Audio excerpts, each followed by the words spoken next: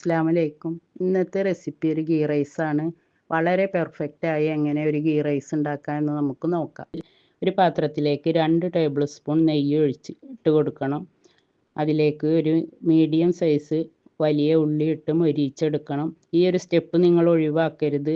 ഗീ റൈസിൻ്റെ മുകളിൽ എപ്പോഴും മൊരിയിച്ച ഉള്ളി ഇട്ട് കൊടുത്താൽ ഭയങ്കര ടേസ്റ്റും മണവും രുചിയുമാണ്. കുറച്ചാണെങ്കിലും ഈ സ്റ്റെപ്പ് ഒഴിവാക്കരുത്. അതിലേക്ക് തന്നെ കുറച്ച് മുന്തിരി ഇട്ട് ഒന്ന് മൊരിയിച്ചെടുക്കണം.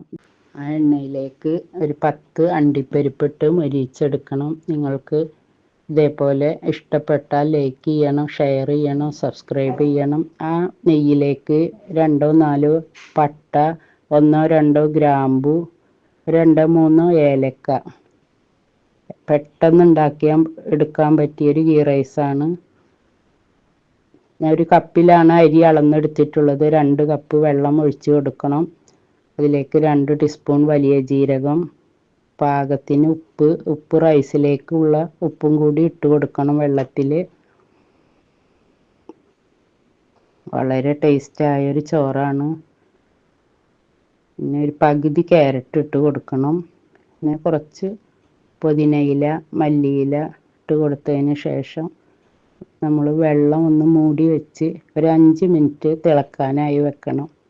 വെള്ളം തിളച്ചതിന് ശേഷം അതിലേക്ക് 20 മിനിറ്റ് അരി കുതിരാനായി വെച്ചിട്ടുണ്ട്. അത് വീഡിയോയിൽ കാണിച്ചിട്ടില്ല. എന്നിട്ട് തിളച്ച വെള്ളത്തിലേക്ക് നമുക്ക് അരി ഇട്ട് കൊടുത്ത് ഒന്ന് ഇളക്കി കൊടുത്ത് ഒരു 5 മിനിറ്റ് കൂടെ മൂടി വെച്ച് വേവിക്കാം. 5 മിനിറ്റിന് ശേഷം നമുക്ക് മൂടി ഒന്ന് തുറന്ന് ഒന്നുകൂടി ഇളക്കി കൊടുക്കുക. കൂടുതൽ ഇളക്കരുത്, അരി പൊടിഞ്ഞു പോകും.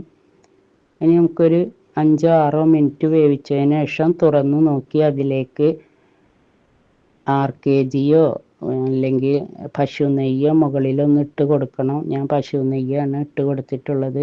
ഇനി നമുക്ക് മൊരിയിച്ച് വെച്ച ആ ഉള്ളിയും അണ്ടിപ്പരിപ്പും മുന്തിരിയും ഒക്കെ ഇട്ട് കൊടുക്കുക.